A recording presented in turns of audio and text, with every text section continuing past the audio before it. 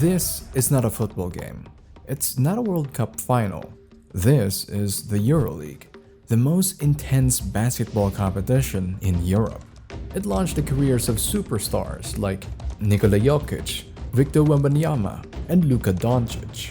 Sooner or later, they all joined the NBA. But in the future, they might choose to stay in Europe instead. Why? The EuroLeague is booming. Audiences are packed, and it's growing every day.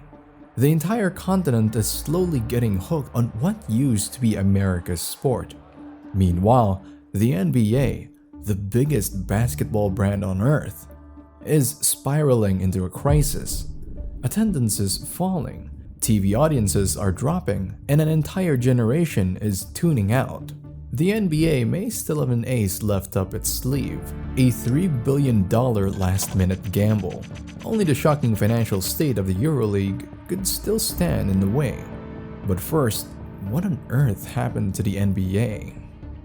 This was the moment Stephen Curry first broke the all-time three-pointer record in a season, the first of many record-breaking moments in Steph's career. But to many, it was the beginning of the end. There are now more three-point shots than ever before. Here, you can see that number steadily climbing over the years. Back in 1980, only around 3% of shots taken were three-pointers. Today, over 36% of attempts were from the three-point line. Players like Steph Curry have revolutionized the game with their accuracy, forcing all teams to adapt and replicate. That translated into a different style of play. Slower paced action, fewer slam dunks, and less physical body-to-body battles. No rules are being broken, but the change has frustrated fans. Is this product a little monotonous with the threes? Yes, it is. Let's not look. When Steph was doing it, he was the only one doing it. Now everyone's bombing threes all the time. There's no basketball anymore. There's no beauty in it. It's pretty boring, but it is what it is, and you need to work with it. But fans are just as angry about what's happening off the court, especially something called load management. The season is long, 82 games long, plus preseason and exhibition games. And so, backed by science and medicine, teams started strategically sitting out their players to maximize their performance and longevity.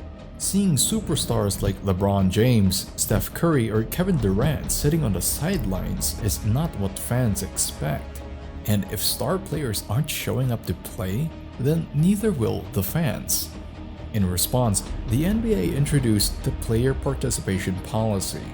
It outlines that no more than one star player can be unavailable for the same game, and that resting star players need to be balanced between both home and away games. Even further off the court, the NBA has been accused of getting caught up in politics. When Black Lives Matter protests swept the country in response to police brutality, players, coaches, and teams signaled their support for the movement, walking out of games and painting courts black. It was a strong show of support. But some polls showed that up to 38% of people were watching less basketball because it had become too political. The talking point even made its way to the White House. I don't know much about the NBA protest. I know their ratings have been very bad because I think people are a little tired of the NBA. They've become like a political organization, and that's not a good thing. Whatever the reason, three-pointers, personalities, or politics, the effects are undeniable. The NBA is falling in popularity.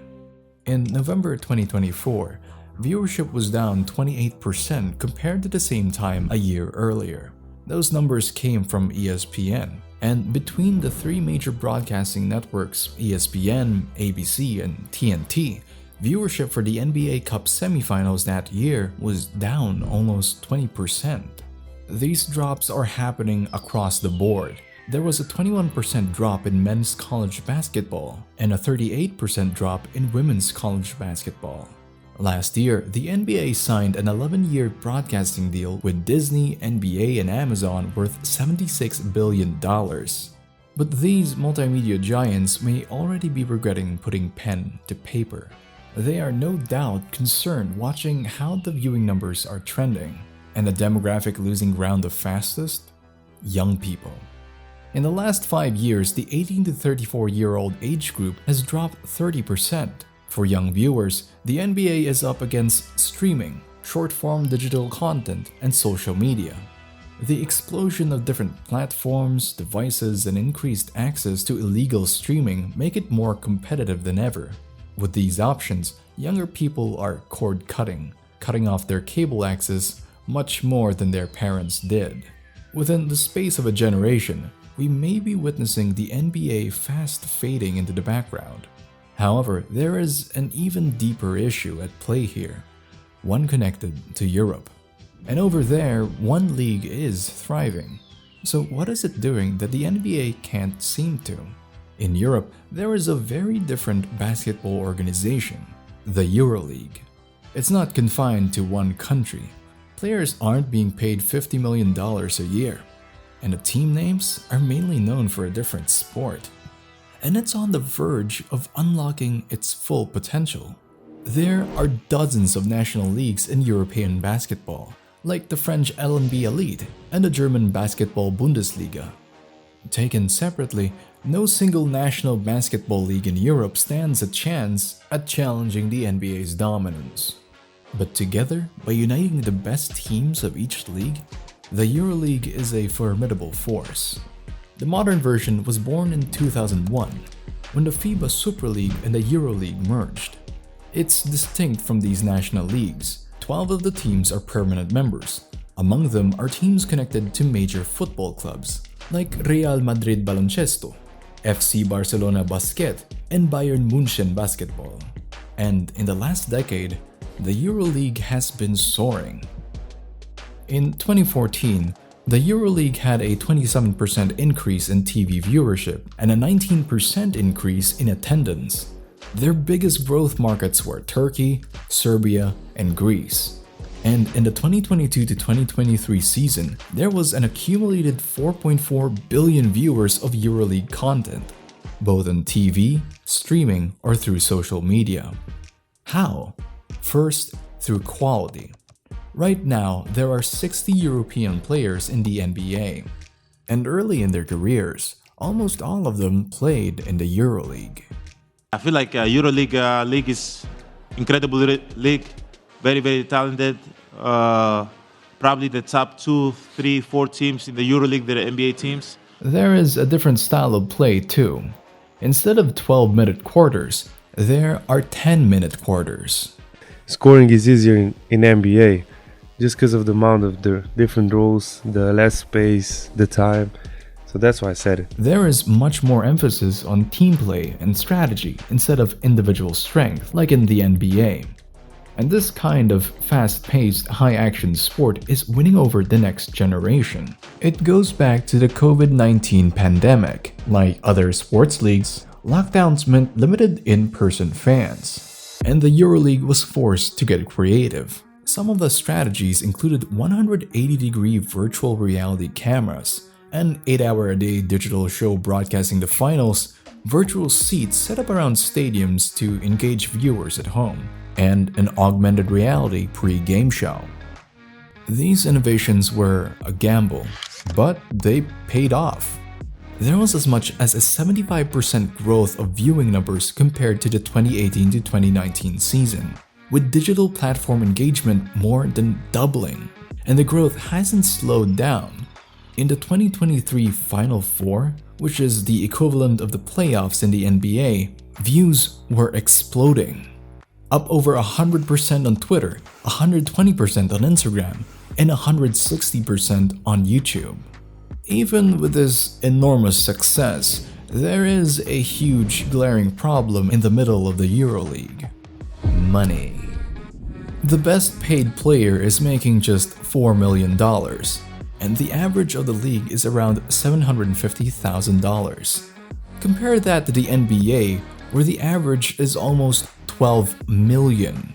And to put it all into perspective, you could take the top 10 highest earners in the EuroLeague, combine their salaries, and it would still be less than half of Steph Curry's, who makes $63 million a year. Plus, the majority of teams are not profitable, according to financial statements from the team's parent owner.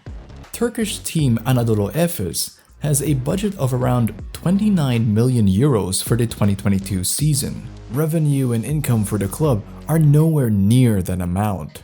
Even Real Madrid, the reigning champions of the EuroLeague, are operating on a loss. Its projected budget for this season is 44.5 million euros. That's more than 5 times the average in the French league. But Real Madrid is preparing to take a 19 million euro loss. Real Madrid, through its football club, brought in over $1 billion. And this is how many EuroLeague teams survive.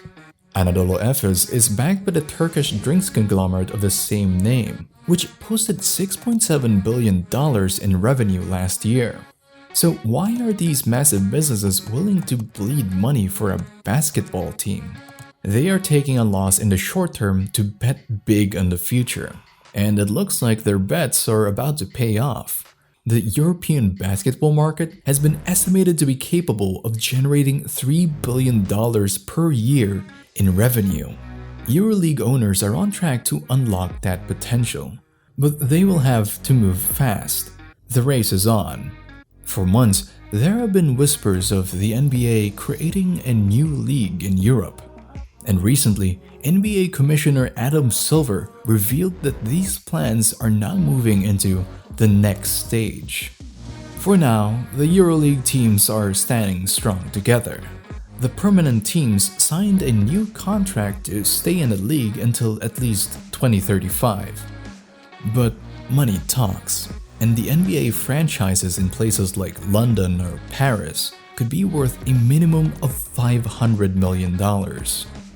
The value of the EuroLeague is clear. It has a huge growing market, enormous talent, and big sports investors with hundreds of millions of dollars.